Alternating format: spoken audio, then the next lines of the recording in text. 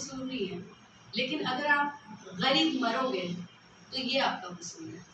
इसका मतलब है, ये किसका कॉल है मुझे नहीं याद आ रहा, ये शायद कोई वर्ल्ड का मिलियनर और बिलियनर है, उसका ये कॉल है कि अगर आप गरीब पैदा हुए तो ये आपका कसूर नहीं है, आपके हाथ बस में नहीं था ना, आप पैदा हो गए, पैदा होते तो, लेकिन अगर आप मरोगे गरीब तो फिर ये आपका कसूर है। इसका मतलब है कि आपने अपने अंदर कोई चेंजेस ही नहीं लेकर आया। फिर कुरान करीम में अल्लाह ताला फरमाते हैं कि वो कौम कभी भी तरक्की नहीं कर सकती जो खुद से खुद को बदलने की कोशिश ना करे, जो खुद से खुद की मदद ना करे। उसकी मदद कोई नहीं कर सकता जो खुद की मदद ना करे। तो अपनी मदद खुद करें, अपनी हेल्प खुद करें, खुद को खुद मुश्किल से निकालें। इंतज़ार ना करें कि कोई आएगा, कोई मुझे मुश्किल से निकालेगा। अपने लिए खुद आसानियाँ पैदा करें, अपने लिए खुद मुश्किलात से निकलने की खुद को कोशिश करें, अपने साथ साथ दूसरों के लिए आसानियाँ पैदा करें। जब आप दूसरों की मदद करते हैं ना, दूसरों के लिए आसानियाँ पैदा करते हैं, तो अल्लाह ताला आपके लिए आसानियाँ पैदा करते हैं। तो कहने का मकसद ये है कि आपका जो फ्यूरियस एक्शन है, आप अपसेट हैं, आप फ्रस्ट्रेटेड हैं, आप वरीड हैं, और उसके बाद जब आप खुश हैं तो इंतज़ार ना करें खुशी के आने का, खुशी खुद ढूंढ के लाएं। जब आप खुद खुशी ढूंढ के लाएंगे, खुद खुशियों वाले, मैंने सिर्फ इसीलिए आपने में पूछा था कि हैप्पी जब खुश होते तो क्या करते। अब इसको ना उल्टा कर दो। अब फ्रस्ट्रेटेड होती हूँ तो ये करती हूँ, वरीड होती हूँ तो ये करती हूँ, परेशान होती हूँ, खामोश हो जाती हूँ, नहीं, खुश होती हूँ तो मैं ये करती हूँ और मैं खुश हूँ। अब जैसे कि मूड खराब हो गया, अचानक फ्रस्ट्रेटेड इन्वायरमेंट पैदा हो गया, मूड खराब हो गया, लाइट नहीं है, गर्मी है, तो बजाय खुद का मूड खराब रखने के वो वाले काम शुरू करो जो आपका मूड अच्छा कर सकते हैं। क्योंकि जब आप ये सोच लेते हो कि मैं परेशान, मैं दुनिया की सबसे मजलूम औरत, मैं दुनिया की सबसे लाचार औरत, मैं दुनिया की सबसे परेशान हाल औरत, और सारे दुख अल्लाह ने मेरे लिए रखे, तो फिर आप मायूसी का शिकार होते हो और जिंदगी भर आप यही खुद को सोच सोच के मारते हो। आप खुद को चेंज करो, आप खुद के बारे में सोचो कि मैं खुशकिस्मत और कौन सी हूँ जिसको अल्लाह ने इस चीज़ से नवाजा है। अपने से नीचे की तरफ देखना शुरू करो। जब मायूस हो ना, अपने से नीचे की तरफ देखना शुरू करो कि मैं आज इस स्टेज पे हूँ कि मैं आज यहाँ बैठ के ट्रेनिंग सुन रही हूँ।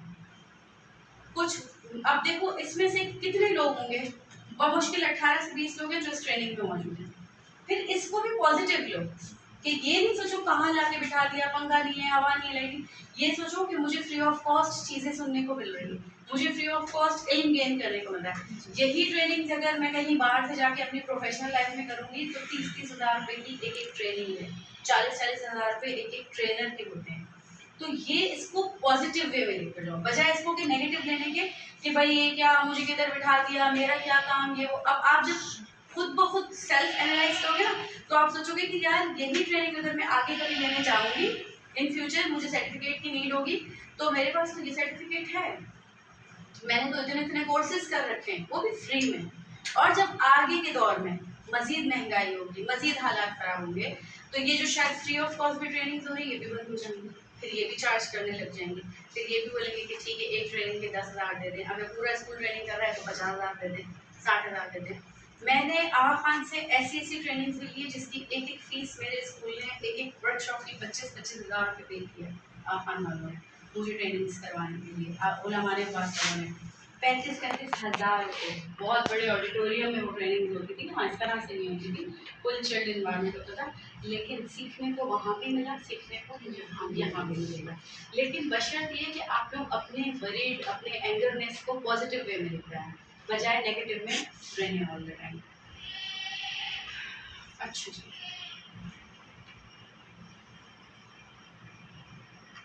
अच्छा जी, अब हम बात करें आपके फेशियल एक्सप्रेशन की। अब बहुत सारा लेक्चर आपको दे दिया, अपनी लाइफ से रिलेटेड भी एग्जाम्पल भी दे दी।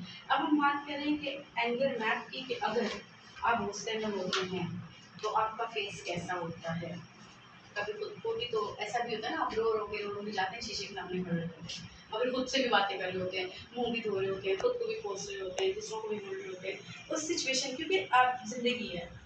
अब इस 40 साल की अरसे में मैंने अपनी ज़िंदगी में बहुत सारी चीज़ें सीखी, हर सिचुएशन को नोटिस भी किया कि जब मैं गुस्से में होती हूँ तो मैं क्या करती हूँ, मैं नॉर्मल मूड होता है उसमें क्या करती हूँ। तो सवाल आप सबसे ये है कि What kind of face do you have when you are angry? किस तरह का फेस हो जाता है जब आप गुस्से में होते हैं? सब आंसर करेंगे, क्योंकि ये आपका सेल्फ रिफ्लेक्शन है, सेल्फ एनालाइज है। कैसा हो जाता है फेस? कान लाल हो जाते हैं, मुंह लाल हो जाता है। घर वालों ने नोटिस किया हो कैसी हो जाती है गुस्से में? फेस कैसा हो जाता है? मुंह सूज जाता है, हंसा, मुंह सूज जाता है, हंसा, मुंह सूज जाता है, मुंह पे सूजन आ जाती है, आंखों पे सूजन आ जाती है। कैसी हो जाती है गुस्से में? शादी गुस्से में कैसा लगता है इसका मुंह? पता चलता है मैं कहती मैं गुस्से में नहीं हूँ, मैं क्या नेचर देख रही हूँ, ये गुस्से की ना पानी भी हो लेती है। अच्छा, गुस्से में चीजें फिर इसका अब्बू इसको जानते हैं, शापिया क्या है, किसी से भी कभी जैसे पलटे में अभी गुस्सा करे अपनी अब्बू खामोश नहीं तनाव इतना बड़ा अच्छा, नाक इतनी बड़ी हो जाती है। देखो ये रियलिटी है ओके ना, उसमें नाक बड़ी हो जाती है जब ये फेस से चिढ़ाता है।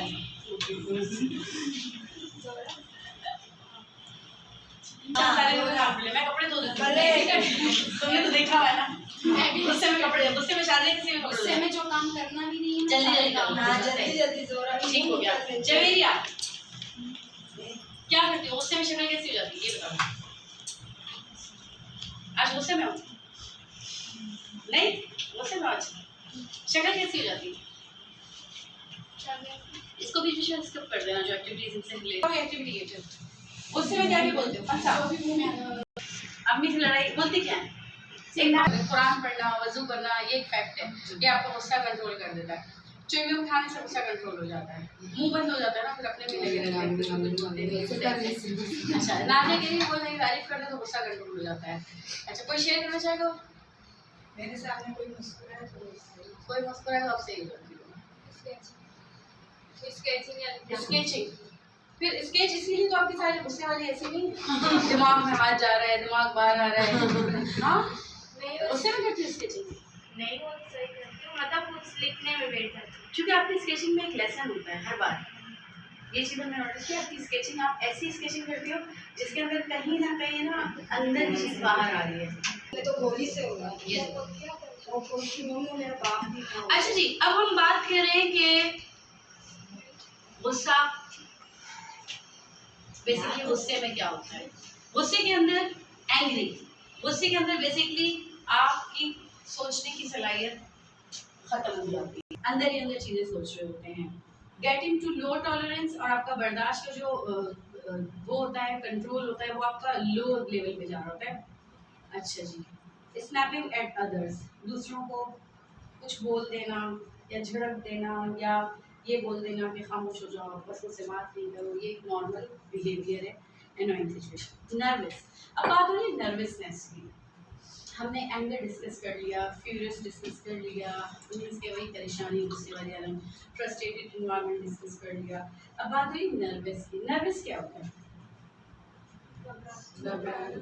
घबराना, परेशान होना। जैसे हम कहते हैं ना कि आप नर्वस क्यों हो रहे हो, आप परेशान क्यों हो रहे हो, उसके अंदर क्या होता है? Feeling a bit of anxiety, थोड़ी बहुत उसके अंदर एंजाइटी वाली फीलिंग आती है। अब वो एंजाइटी वाली फीलिंग क्या होती है? आज ना ठंडे हो जाना, हाथ ना चलना, ये एंजाइटी वाली फीलिंग है जो अभी ज़ोरा कर रही है। तो कहीं ना कहीं आपके अंदर जो है एंजाइटी होती है, तो आप ये चीज़ें कर रहे होते हैं। अब अपने आप को कंपेयर करें हर उस सिम्टम्स के साथ जो मैं आपको बता रही हूँ, ताकि आप खुद को पहचानें, आपको खुद के बारे में पता हो कि मेरी फीलिंग बेसिकली हो रही क्या है इस वक्त, मेरी क्या सिचुएशन है। क्योंकि नॉर्मली अगर आपसे पूछा जाता है कि आप क्या फील करें, कुछ नहीं। आपको क्या हो रहा है, कुछ नहीं। आप कहते हैं कुछ नहीं, पता ही नहीं है, क्योंकि पता नहीं होता बेसिकली हो रहा क्या है हमारे साथ, हम क्या फील करें। हम नर्वस फील कर रहे हैं, हम एंजाइटी फील कर रहे हैं, हम अपसेट फील कर रहे हैं, हम जो है फ्रस्ट्रेटेड फील कर रहे हैं। तो आपको अपनी फीलिंग्स के बारे में एटलीस्ट जब पता होगा ना, तो आप सेल्फ कंट्रोल, तो हम गोना की न्यू लगा दिया। कभी आपकी जो है वो एंजाइटी के अंदर मुब्तला है आप लोग, परेशानी के अंदर, तो ये ज़िंदगी एक बोझ है, मैं धरती पे बोझ हूँ। फिर 2 दिन बाद जब मूड ठीक हो जाता है तो ज़िंदगी अल्लाह की रहमत है, नेमत है। तो ये all that is basically moods, situations जो हमारे अकॉर्डिंग टू टाइम चेंज होते हैं। अच्छा, फ्राइड का नज़रिया है, वो कहता है कि ये एक रिसर्चर है, वो कहता है कि इंटेलिजेंट दोबारा बता रही हूँ वो है जिसको सेल्फ कंट्रोल हो, मतलब अपने मूड पे कंट्रोल हो। इंटेलिजेंट वो है, अक्लमंद वो इंसान है जिसका मूड पे कंट्रोल है। फॉर एग्जाम्पल मैं बहुत गुस्से में हूँ, लेकिन मुझे अपना गुस्सा अपने तक रखना है, मुझे लोगों को पता भी नहीं चलना देना चाहिए कि मैं गुस्से में हूँ। मुझे ऐसी किसी सिचुएशन को हैंडल करना है और लोगों को पता भी नहीं चलना चाहिए कि मेरे साथ अंदर क्या मामला चल रहा है। फॉर एग्जाम्पल अगर मेरा कोई टास्क है तो मैं अपनी पर्सनल लाइफ की चीज़ें उस टास्क पे ना आने दूँ। फॉर एग्जाम्पल मुझे अगर एक टास्क मिला है कि आपको 10 से लेकर 12 तक ये काम करना है, तो 10 से 12 से पहले और 10 से 12 के बाद में मेरी ज़िंदगी के जो भी मामला हैं, मेरा किसी से खड्डा हुआ है, किसी से मार मारी हुई है, किसी से गालन गलौज हुई है, मेरी तबीयत ख़राब है, मुझे एंजाइटी है, मुझे कोई भी मसला है फिजिकली, लेकिन वो 10 से 12 अगर मैंने लोगों के सामने नॉर्मल बिहेव कर लिया तो इसका मतलब है कि मुझसे बड़ा इंटेलिजेंट इस दुनिया में कोई नहीं। इंटेलिजेंट ये नहीं होता जो फर्स्ट आ जाए, सेकंड आ जाए, थर्ड आ जाए, पोजीशन आ जाए। इंटेलिजेंट वो होता है जो अकॉर्डिंग टू सिचुएशन खुद को हैंडल करके आ जाए और 50 लोगों के बीच में से वो गुजर जाए और लोगों को ये ना पता चले कि इसकी क्या स्टेटस है, इसका क्या हाल है, इसकी क्या हालत है। लोगों के लिए वो नॉर्मल है, लेकिन उसके बाद उसके जो भी मसले हों फिर वो जाने और उसके मसले जाने, लेकिन लोगों को उसकी सिचुएशन का पता ना चले। लेकिन हम क्या करते हैं, हमारा मूड अगर घर से ख़राब है तो हम आके अपने वर्क प्लेस पे भी जाहिर कर देते हैं कि मेरा मूड ख़राब है, आज मेरे घर में ये मामला हुआ। उसका गुस्सा, उसकी फ्रस्ट्रेशन हमारे बच्चों पे निकल जाती है, स्कूल के बच्चों को थप्पड़ लगा दी, मैं थकी हुई हूँ, मेरा दिमाग ख़राब है, मेरी नींद पूरी नहीं हुई, उसमें उस बच्चे का तो कोई कसूर नहीं, उसमें मेरा कसूर है, मैंने खुद को मैनेज नहीं किया हुआ। और फिर आके मैं उस बच्चे के साथ मार धाड़ शुरू कर दूँ, मैं अपनी फ्रस्ट्रेशन उस बच्चे के ऊपर निकाल दूँ, अपना गुस्सा, अपनी एंजाइटी उधर निकाल दूँ और फिर खुद को रिलैक्स समझ के और ये बोलूँ कि मैं बड़ी पढ़ी लिखी टीचर हूँ, मेरा बहुत IQ लेवल अच्छा है, मेरा बहुत IQ लेवल हाई है। तो ये IQ लेवल नहीं होता। IQ लेवल ये होता है कि आप कैसे खुद को और सिचुएशन को कंट्रोल कर सकते हो। इन लोगों को कहते हैं इंटेलिजेंट। इंटेलिजेंट वो नहीं होते जो बहुत अच्छी इंग्लिश बोलते हैं, जो बहुत अच्छी चीज़ें कर लेते हैं हैंडल। इंटेलिजेंट वो होते हैं जो आपके साथ रहते हुए आपको ये ना पता चलने दें कि उनकी ज़िंदगी में क्या मामला है। वो चाहे भरे हुए हों परेशानियों से, लेकिन जब वो आपके सामने आए तो वो आपके मूड के हिसाब से आपको मैनेज करके निकल जाए और उसके बाद उनके मामला जो भी हों फिर उनके मामला उनके हैं। तो इंटेलिजेंसी बेसिकली ये होती है, कहते हैं ना आर्टिफिशियल इंटेलिजेंस।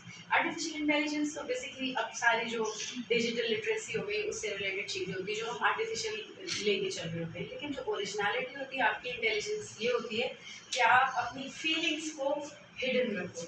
अब इट डज नॉट मीन कि आप आए और आपका मूड बहुत ख़राब है और आप कह के मारना शुरू कर दो लोगों को दिखाने के लिए मैं बड़ी खुश हूँ। No, normal. नॉर्मल मीन्स के हद से तजावज़ ना हो, ना आप ज़्यादा गुस्से में लग रहे हो, ना आप ज़्यादा आर्टिफिशियल झूठा झूठा हंस रहे हो लोगों के सामने, फिर ये भी मुनाफिकत हो जाती है, दो चेहरे हो जाते हैं। तो बेसिकली नेचुरल तजावुज़, बैलेंस के आपकी सिचुएशन से दूसरे परेशान ना। अच्छा जी, एक डेफिनेशन है, anger is a condition in which tongue work faster than mind. गुस्सा एक ऐसी कंडीशन है जिसमें आपके दिमाग से ज़्यादा आपकी ज़बान चलती है। ऐसे ही आप देखिए गुस्से में आप तेज तेज बोलेंगे और शुरू हो जाएंगे, बस कहाँ कहाँ से अल्फाज चुन चुन के लाएंगे पता भी नहीं होगा, यार मेरे पास इतने अल्फाज कहाँ से, जो मुंह में आया बोल दिया, क्योंकि उस वक्त दिमाग स्लो हो जाता है और ज़बान तेज हो जाती है।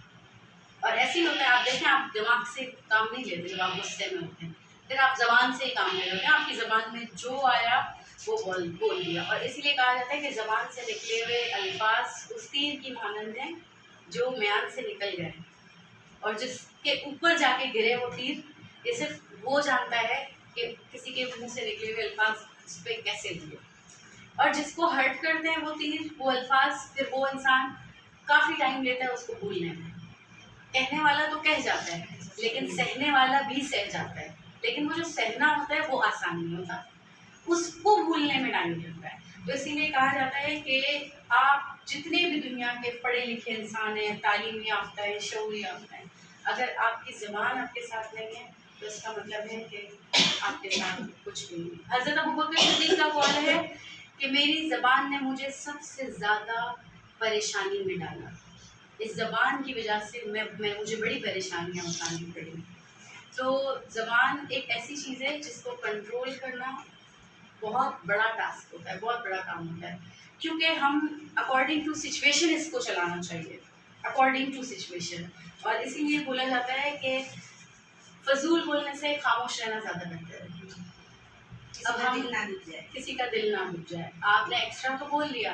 अच्छा, आपको पता है कि सबसे मुश्किल टास्क किसके लिए होता है? सबसे मुश्किल टास्क ट्रेनर्स के लिए होता है, स्पीकर्स के लिए होता है, मोटिवेशनल स्पीकर्स के लिए होता है, क्योंकि मज़ीद 3-3 घंटा कंटिन्यूसली बोलना, 4 घंटा बोलना, 3 घंटा बोलना, फिर उसमें इस चीज़ का ख्याल रखना कि आपकी ज़बान से कोई ऐसा अल्फाज ना निकल जाए कि बाकी 50 लोगों तक गलत मैसेज कन्वे हो जाए। तो बोलना और सोच समझ के बोलना, ये बहुत बड़ा टास्क होता है। आपने कुछ बोल तो दिया, लेकिन आपकी उस बात को किसने नेगेटिव लिया, किसने पॉजिटिव लिया, ये नहीं पता होता। कि जो आपको पॉजिटिव लेता है वो आपकी बातों को भी पॉजिटिव लेगा। अच्छा जी, anger is a basic human emotion that is experienced by all people. गुस्सा जो है वो बेसिकली एक इमोशन है, एक इंसानी रद्द अमल है जो हर बंदा जिसका एक्सपीरियंस करता है। दुनिया में कोई इंसान ऐसा नहीं आया होगा कि जिसको पूरी ज़िंदगी में 40 साल की उम्र में, 25 साल की उम्र में, 20 साल की उम्र में गुस्सा ही ना हो। ये एक ह्यूमन इमोशंस हैं, एक इंसानी इमोशन है, बल्कि जानवरों के अंदर ये इमोशंस पाए जाते हैं, गुस्से के और नाराज़गी के। आप अगर नोटिस करें अपने इर्द गिर्द के लोगों में, इर्द गिर्द के जानवरों में इवन दो, तो आपको फील आएगी कि ये हमसे नाराज़ हैं, ये हमसे प्यार करते हैं, ये हमसे नफरत करते हैं। आप किसी कुत्ते को गली पे उठा लें, तो जब आपके पास वो गिड़गिड़ाते हुए आएगा, दुम हिलाते हुए आएगा, तो इसका मतलब है कि वो आपसे प्यार जता रहा है। और जब वो आपके बुलाने पे भी आपको देख के धुतकार के चला जाए खाना देने के बावजूद, इसका मतलब है कहीं ना कहीं उसकी आपकी उससे नाराज़गी है। फीलिंग्स जानवर भी रखते हैं, ऐसे नहीं सिर्फ इंसान ही रखते हैं।